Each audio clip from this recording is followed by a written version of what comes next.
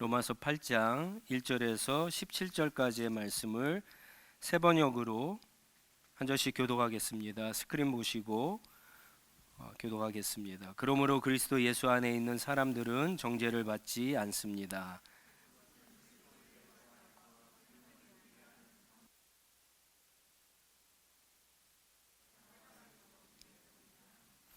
육신으로 말미암아 율법이 미약해져서 해낼 수 없었던 그 일을 하나님께서 해결하셨습니다.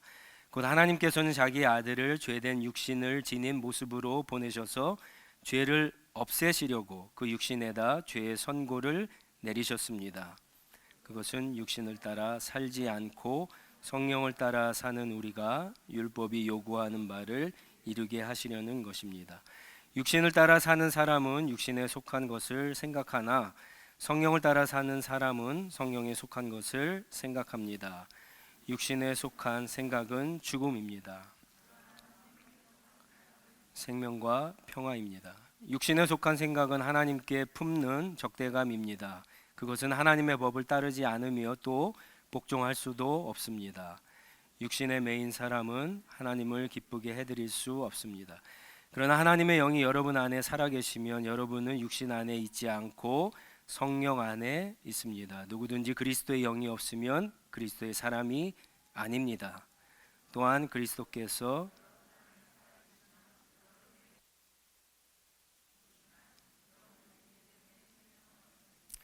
예수를 죽은 사람 가운데서 살리신 분의 영이 여러분 안에 살아계시면 그리스도를 죽은 사람들 가운데 살리신 분께서 여러분 안에 계신 자기의 영으로 여러분의 죽을 몸도 살리실 것입니다. 그러므로 형제 자매 여러분, 우리는 빛을 지고 사는 사람들이지만 육신의 빛을 진 것이 아닙니다. 우리는 육신을 따라 여러분이 육신을 따라 살면 죽을 것입니다. 그러나 여러분이 성령으로 몸의 행실을 죽이면 살 것입니다.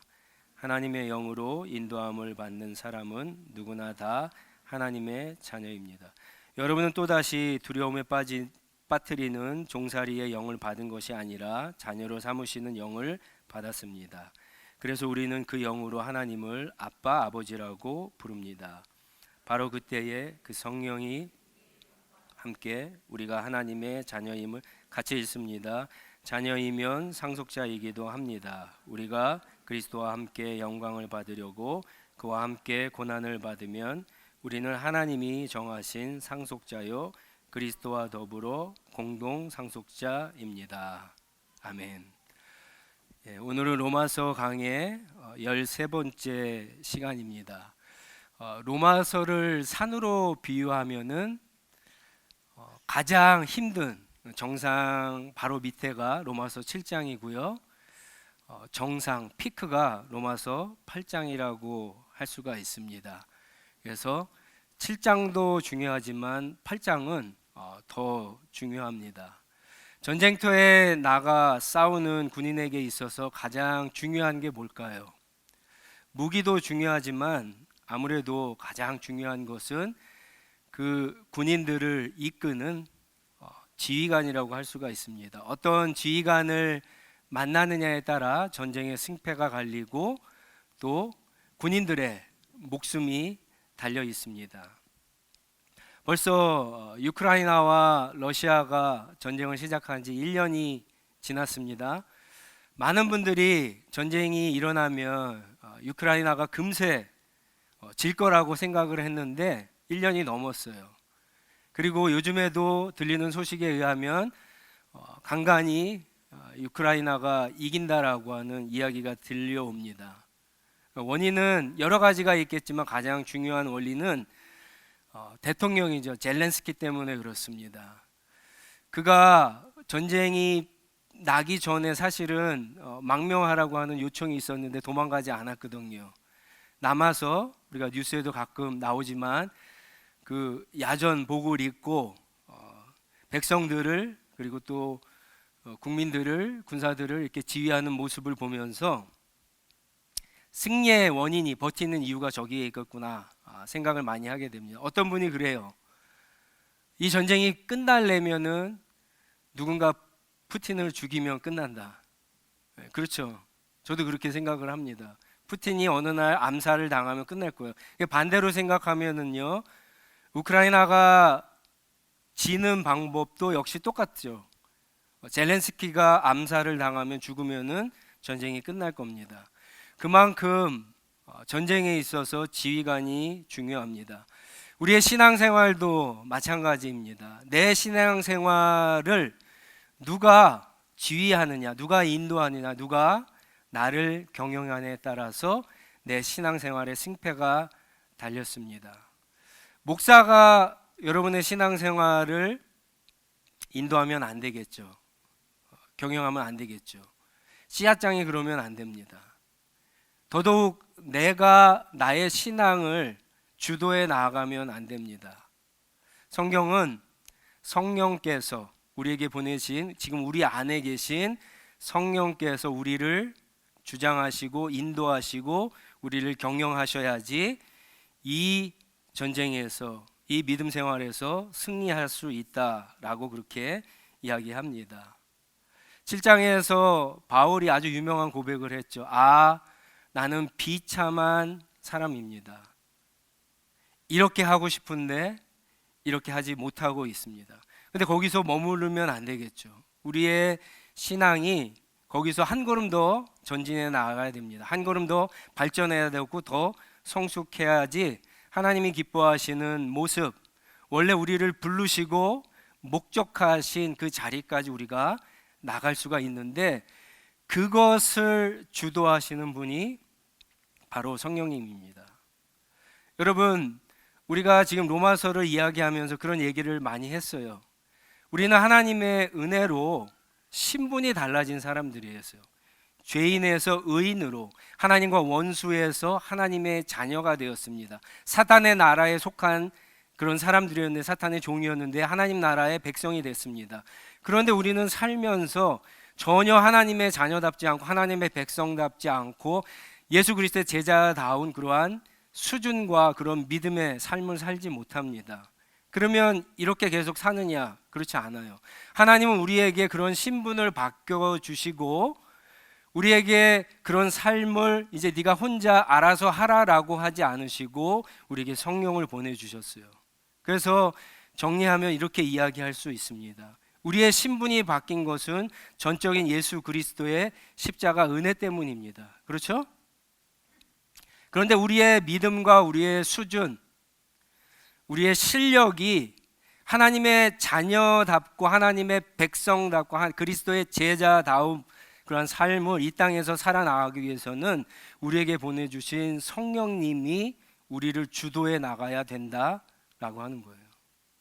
제자 훈련을 하다가 어떤 분이 저에게 그런 얘기를 하셨어요. 자기는 예수를 믿은 후에 수년 후에 성령님이 있다라고 하는 사실을 알았대요. 어쩌면 여러분 가운데 그런 분이 계실지 모르겠습니다. 여러분, 예수 그리스도를 나의 주님으로 그리고 나의 구원자로 고백하신 분들, 하나님을 아버지라고 부르는 분들, 그런 분들 안에는 이미 성령님이 계십니다. 오늘 말씀을 나누면서 그 성령님을 인정하시고 그 성령님에게 주도권을 주시고 그 성령님이 나를 경영하고 인도하고 그 성령님을 따라가는 그런 삶이 되시기를 바랍니다. 로마서 8장 전반부 1절에서 17절까지는 그냥 브리프하게 얘기하면은요, 한 6가지 성령님께서 우리를 인도하실 때 나타나는 어떤 복, 은혜, 혜택을 이야기하고 있습니다. 한 6가지만 오늘 말씀을 좀 나누려고 합니다. 첫 번째는요, 성령이 인도하시면 1절에 보시면 정죄감이 사라진다고 합니다. 그리고 두 번째는요, 8절에 보시면 하나님이 기뻐하시는 일을 할 수 있게 됩니다. 세 번째는 11절에 보면은 부활의 생명을 기대하며 살게 됩니다. 네 번째는 자기 몸의 행실을 죽이며 살 수 있게 됩니다. 죄와 싸우면서 승리하는 삶을 살 수 있게 된다라고 하는 거예요. 그 다섯 번째는 14절에 있는 것처럼 하나님의 자녀답게 살 수 있고요. 마지막은 17절에 있는 것처럼 고난을 피하는 삶이 아니라 고난을 두려워하지 않고 고난을 통과하는 그러한 삶을 살 수 있게 됩니다.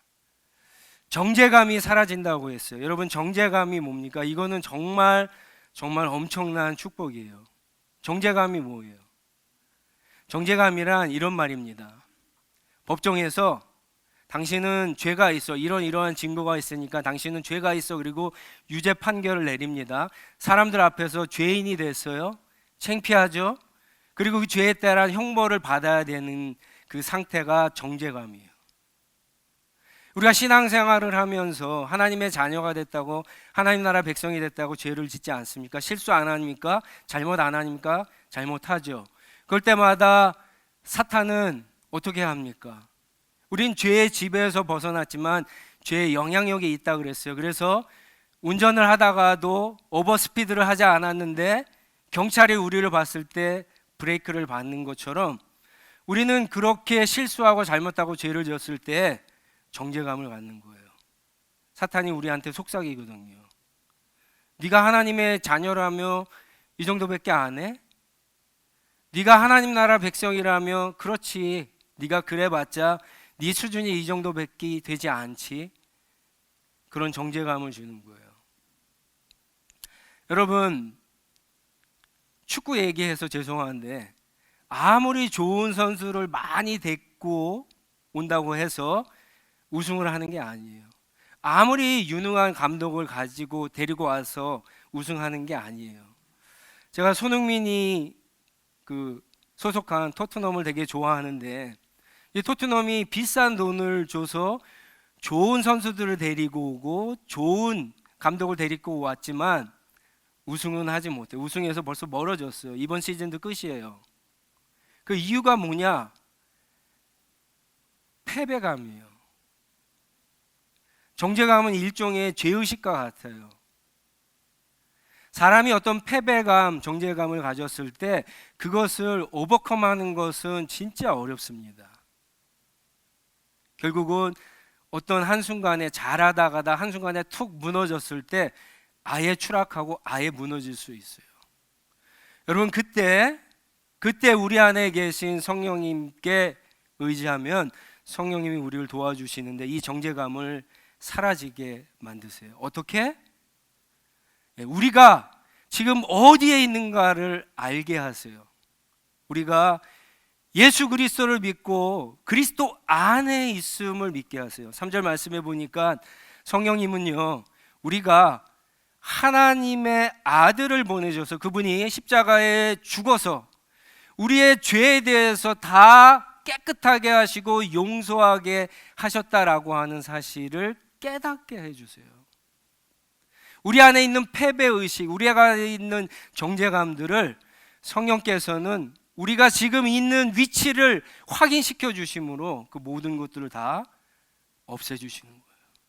이게 우리 안에 성령님이 하시는 거예요. 그래서 우리는 100%가 아니라, 50%가 아니라 예전에는 아예 죽어 있었는데 지금은 살아나서 마치 어린아이처럼 성령님을 따라서 한 걸음 한 걸음 나아가지만 하나님이 그걸 보시고 기뻐하시는 이유가 바로 거기에 있는 거예요. 여러분, 자녀들이 100% 부모님한테 잘한다고 해서 부모가 좋아하고 자녀들이 부모님한테 하는 게 50%이기 때문에 부모가 싫어하는 그런 부모님이 있습니까? 없죠. 단 1%라도 부모를 향해서 자녀가 어떤 의지를 보내고 어떤 모습을 보내고 어떤 애교를 피고 사랑을 표현할 때 부모가 좋아하는 것과 마찬가지예요. 정죄감은요, 바로 우리가 하나님 앞에 그렇게 하나님이 기뻐하시는 삶을 사는데 아주 큰 방해물이 됩니다. 성령님께서 우리 안에서 이 정죄감을 갖다가 없애주시는 역할을 하는 거예요. 이게 얼마나 큰 축복인지 모릅니다. 두 번째는요, 성령께서는 우리 안에 하나님이 기뻐하시는 생각을 하게 하고 또 그것을 이룰 수 있도록, 순종할 수 있도록, 그렇죠? 우리를 도와주시는 역할을 하십니다. 8장에는요 영이라고 하는 말이 많이 나옵니다. 어느 장보다도 많아요. 성경의 어떤 장보다도 많이 나오는데 여기 나오는 영은 성령을 이야기합니다. 거의 대부분이. 근데 성령과 반대돼서 바울이 이야기하고 있는 것이 육신이에요. 근데 육신은 우리의 몸을 얘기하는 게 아니에요. 이런 플래시를 얘기하는 게 아니라 하나님과 반대되는 거, 구원받기 전에 인간의 상태를 이야기하는 거예요. 그 상태가 어떻습니까? 하나님에 대해서 적대적이죠. 하나님의 말씀이나 하나님의 율법에 대해서 그것을 지키려고 하는 마음도 없고요. 지키지도 않아요. 지키지도 못합니다. 그리고 늘 그 마음은 자기 중심적이에요. 종교 지도자들이 율법을 가지고 하나님을 믿는다고 하지만 자기를 위해서 사는 것처럼 그러한 삶을 살아갈 수밖에 없는 게 바로 바울이 얘기하는 육신의 모습입니다. 그런데 생명의 영, 하나님의 영, 생명의 영신 성령님이 우리 가운데 계세요. 그러면 우리 안에는 생명의 역사가 시작된 거예요.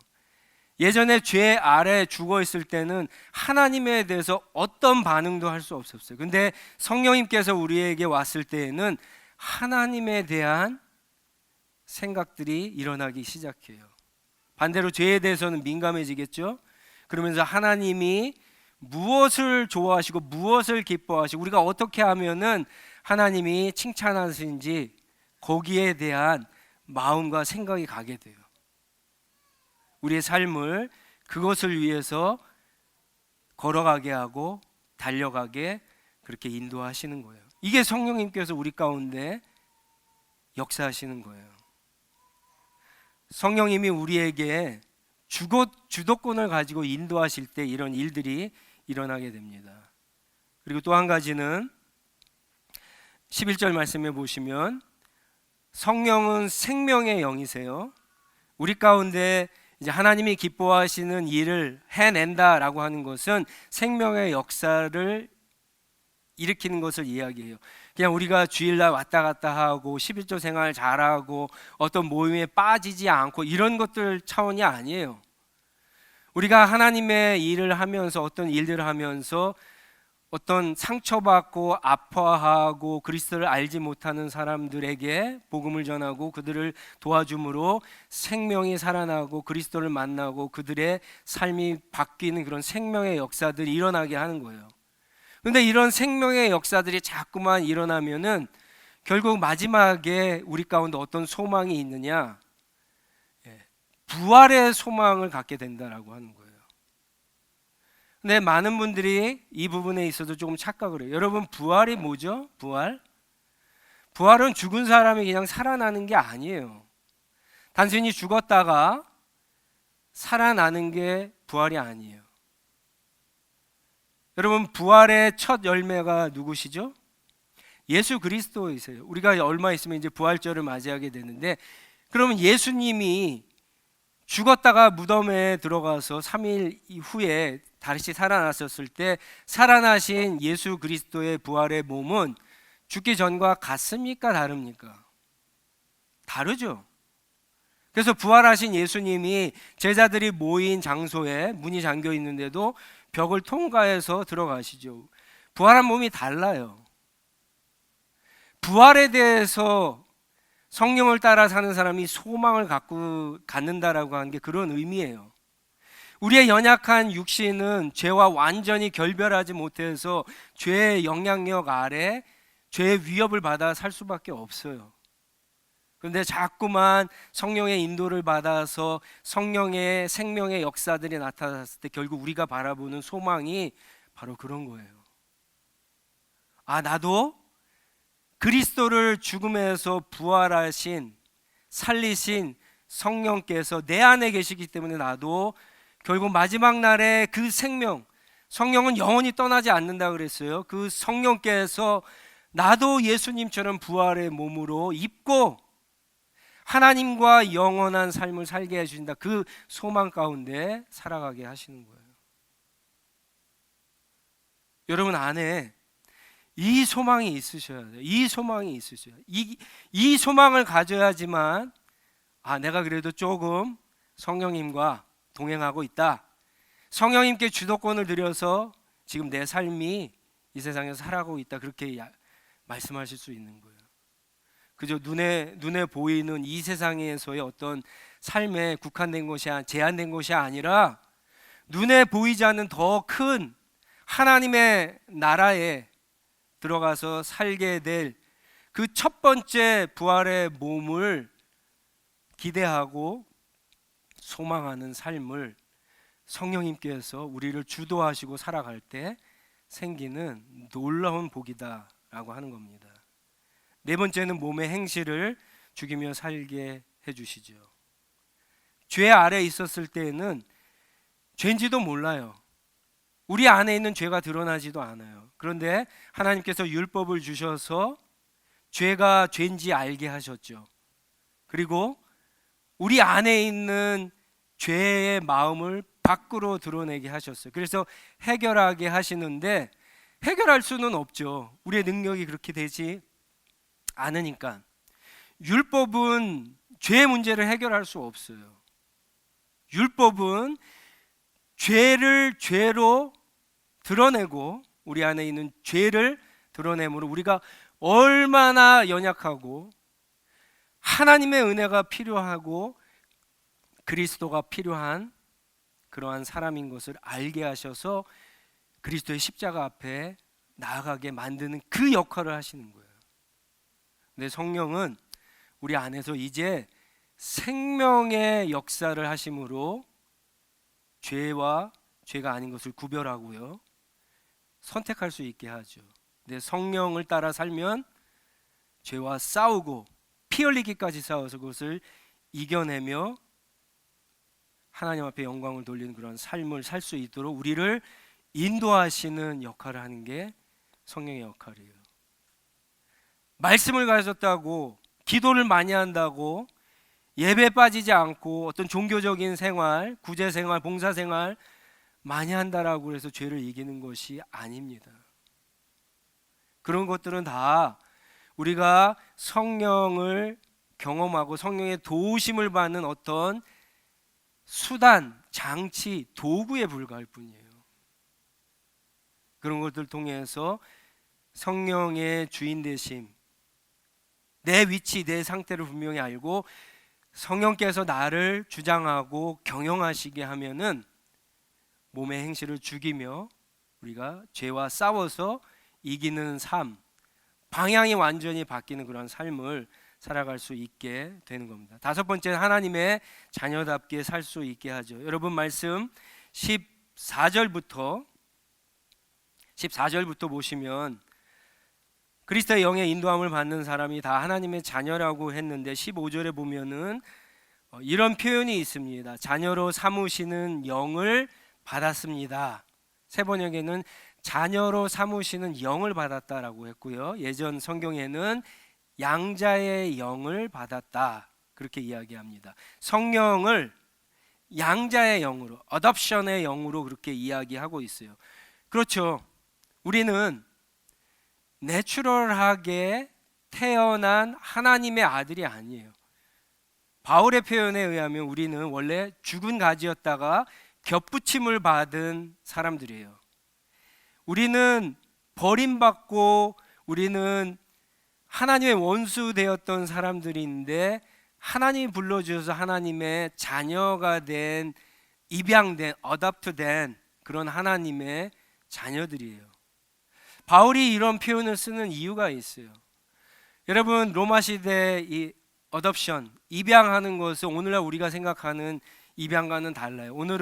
오늘날에는 여러분 뉴스에서 많이 보지만 입양을 했다가 마음에 들지 않으면 버리기도 하죠. 그래서 유기견도 생기고 고양이들도 버리고 죽이고 그런 일들이 흔합니다. 그런데 바울이 이 편지를 쓸 그 로마 시대 어답션은요 완전히 다른 개념이에요. 일단 어떤 사람을 입양을 했을 때에는 이 입양을 하게 된 이 사람, 나의 아들, 딸, 자녀로 입양을 한 이 남자가 가지고 있는 모든 법적인 빚과 책무를 입양한 아버지가 다 책임을 줍니다. 자유인을 만들어야죠. 먼저 다 해결해 줘요. 그냥 해결해 주는 게 아니에요. 우리 캐나다, 요즘은 잘 모르겠어요. 제가 예전에 알기로는 캐나다에서 한 2만 불 있으면 입양을 할 수 있다 그러는데 모르겠습니다. 더 올랐는지. 그런데 액수에 제한이 없어요. 그리고 입양을 하게 되면은 어떻게 합니까? 새로운 이름을 주죠. 그렇죠? 예전에 노예 때 자유인이 아니었을 때 쓰던 이름을 버리고 새로운 이름을 줘요. 그리고 새로운 신분을 줘요. 그 신분의 표시로 뭐를 주죠? 반지를 줘요. 그래서 여러분들 어떤 영화나 이런 데 보면은 아들로 삼고 반지를 껴주죠. 그 반지가 뭡니까? 가문의 표시예요. 이게 나의 신분이에요. 조선시대 때 어떤 호패를 가지고 지금 오늘날 우리가 주민등록, 요즘에는 카드가 자기의 신분이라고 그러죠. 카드. 리밋이 얼마 있는 카드를 쓰는가. 예? 그 당시에는 이 반지가 신분의 상징이었어요. 반지를 보여주면, 반지에 인을 딱 찍으면 우와 이런 사람이구나. 그리고 함부로 건드리지 못하는 거예요. 그리고 또 어떻게 합니까? 입양을 한 이 아버지의 모든 재산들을 다 물려주죠. 그 반지를 가졌다라고 하는 것, 그런 의미예요. 누가복음 15장에 돌아온 탕자에게 입을 맞추고 종들이 보는 앞에서 반지를 껴주죠. 그 의미가 있습니다. 입양을 했다라고 하는 게 바울이 지금 표현하는 게 그런 거예요. 왜 이런 표현을 쓰냐? 우리는 하나님의 자녀가 됐음에도 불구하고 아까도 정죄감을 이야기하면서 얘기했지만 늘 실수하거든요. 그래도 잘못해요. 그래도 죄를 져요. 어쩔 때는 예수 믿기 전에 그러한 상태, 그보다 못한 그러한 모습과 그런 행동을 우리 가운데 보여질 때가 있어요. 절망하죠. 이 정도밖에 안 되나? 도대체 예수 믿는 게 뭔가, 신앙생활이 뭔가, 우리 스스로에게 절망해요. 그런데 그렇지 않다라고 하는 거예요. 양자의 영이신 성령님께서 우리 가운데 바로 이런 것들을 깨닫게 해주시는 거예요. 누군가가, 여러분 우리가 만약에 고아라고 한번 생각을 해보세요. 부잣집, 엄청나게 부자가 이 고아원에 방문해 갖고 우리 가운데 한 사람을 양자로 이제 택한다고 한번 생각을 해보세요. 누구를 택할까요? 우리 가운데 누가 될까요? 제가 될까요? 내가 될 수 있어라고 생각하시는 분들이 있습니까? 아무도 없어요. 왜요? 그 자격은 우리한테 있는 것이 아니라 양자로 삼으시려고 하는 하나님께 있기 때문에 그래요. 하나님은 우리의 조건, 우리의 자격, 우리의 그 어떤 것도 보고 그것이 근거가 되어서 하나님의 자녀로 삼아주신 것이 아니기 때문에 그래요. 양자의 영을 받았다라고 하는 것은 그런 의미가 있는 거예요. 우리가 하나님 앞에서 열심히 신앙생활 하다가 무너졌을 때 성령께서는 바로 그런 것들 우리에게 깨우쳐 주심으로 우리가 다시 일어나고 회복하고, 우리의 구원의 시작이 우리가 아니잖아요. 우리의 구원의 출발과 여정을 시작하시고 이끌어 주시는 분이 누구세요? 만약에 그게 주체가 우리라고 한다면 우리는 이미 구원의 길에서 멀어진 사람들이에요. 근데 그분이 하나님이시거든요. 그분이 성령님이거든요. 그렇기 때문에 우리가 계속 이 구원의 길, 이 여정에서 벗어나지 않고 끝까지 하나님이 부르시고 하나님이 불러주셨을 때 우리를 선택하시고 작정하신 그 자리까지 우리가 계속해서 나갈 수 있습니다. 어떤 사람은 때로 곁길로 갈 수 있어요. 어떤 사람들은 빨리 가고 늦게 갈 수 있어요. 그러나 목적지에 가는 것은 여러분 다 똑같아요. 단 그것을 즐기며 주님과 걸어가느냐, 아니면 거지가 왕자가 됐음에도, 자녀가 됐음을, 아들이 됐으면, 왕자가 됐으면 깨닫지 못하고 궁궐에서 밥을 먹을 때나 잠을 잘 때 비참하게 생활하느냐. 여러분, 거기에 차이가 있는 거예요. 마지막은 고난을 두려워하지 않게 됩니다. 왜 그럴까요? 왜 성령의 인도하심을 받는 사람들은 고난을 도망가거나 고난이 없어지게 해주세요 이렇게 기도하거나 피하거나 그러지 않을까요? 왜 그럴까요? 오늘 말씀에 뭐라 그럽니까? 이 고난을 지나가야 영광, 하나님이 우리에게 약속하신, 지금 우리가 살아가면서 누리는 이런 것들과는 비교도 되지 않는 하나님의 놀라우신 상속을 받을 수 있기 때문에 그래요. 성령과 동행하면은 그런 소망이 생기는 거예요. 그런 꿈과 그런 기대와 그런 목표가 여러분 생기는 거예요. 어떤 분은 이렇게 생각을 합니다. 내가 예수 잘 믿었는데 왜 이렇게 나에게 고난이 오죠? 고난을 피하게 해주세요. 여러분, 하나님께서는 우리를 고난을 받는 자리로 막 끌고 가시고, 그렇죠? 고난에 빠뜨리고 고난으로 몰아가시는 분이 아닙니다. 하나님이 고난을 피하게 하실 수도 있지만 하나님은요, 때로는 하나님의 작정과 하나님의 필요에 의해서 고난을 허락하시기도 해요. 왜요? 그 통과해야 하나님의 모든 것들을 받을 수 있기 때문에. 다윗이 시편 23편에 고백했던 것처럼 사망의 음침한 골짜기를 지나야 뭐가 나와요? 쉴 만한 물가와 아주 이제까지 맛보지 못했던 맛있는 풀들이 나오는 것과 마찬가지예요. 양들은 미련해서 몰라요. 근데 목자는 이미 다 알아요. 그래서 하나님께서 우리를 이런 고난으로 네가 지나가야 되겠다 이렇게 하시는 거예요. 우리가 고난을 당할 때 하나님 앞에 기도하는 모습이 어떠해야 되겠어요?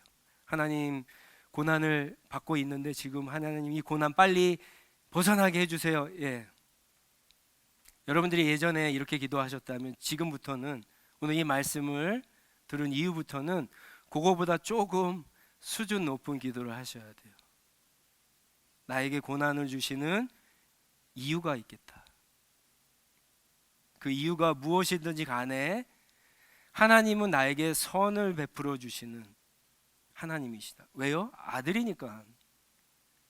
독생자 예수 그리스도를 십자가에 죽으시기까지 우리를 아들 삼아 주신 신실하신 자비와 인자가 많으신 하나님이시니까. 경험적으로도 그렇잖아요. 우리의 인생을 돌아보면 여러분, 여기까지 어떻게 왔습니까? 너무나 신실하신 하나님, 너무나 좋으신 하나님, 그분이 여기까지 우리를 인도하신 거잖아요. 우리는 그분한테 신실했나요? 우리는 그분에게 늘 믿음으로 반응을 했나요? 그렇지 않잖아요. 원망하고 배신하고 부인하고 곁길로 도망가고, 왜 이렇게 말을 듣지 않았는지. 그럼에도 불구하고 하나님은 우리를 늘 추적하셔서 우리를 제자리에 오게 하시고 여기까지 오게 하신 신실하신 하나님, 그 하나님이 지금 이 고난 앞에, 여러분, 이 고난이 나이가 해가 되게 하시겠까요? 그렇지 않다는 거예요. 고난을 당할 때 고난을 깊이 묵상하지 마시고 고난을 허락하신 하나님을, 그분이 나에게 어떻게 대하시는 하나님인가를 묵상하는 게 중요합니다.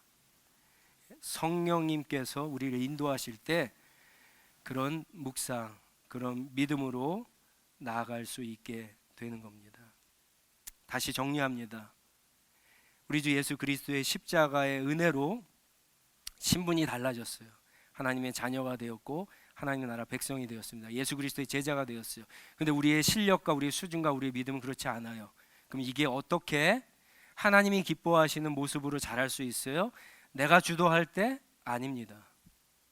우리에게 보내주신 성령님께서 우리를 당신의 뜻 가운데 붙잡고 우리를 인도할 때, 우리를 주장할 때, 우리를 경영할 때, 여러분, 우리의 실력과 우리의 믿음과 우리 수준이 하나님이 기뻐하시는 모습으로 조금씩 자라갈 수 있는 겁니다. 우리 제자 훈련하신 분들은 다 아시겠지만 경영이라고 하는 것은 경제적인 이윤을 남기는 그런 나쁜 의미가 아니라 원래 의미는요, 원래 작정하고 생각했던 어떤 최고의 모습으로 끌어올리는, 만들어가는 상태가 경영이에요. 성령께서 우리를 경영하실 때 하나님이 저와 여러분 한 사람 한 사람에게 기대하신, 우리가 전혀 생상할 수 없는 그러한 멋지고 아름다운 모습까지 우리를 만들어 가시는 겁니다.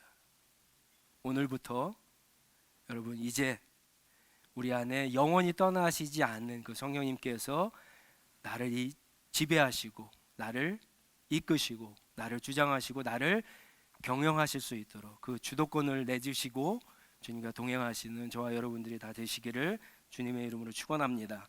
같이 기도하겠습니다. 같이 일어나셔서 주신 말씀 붙잡고 우리 한번 같이 기도하겠는데요.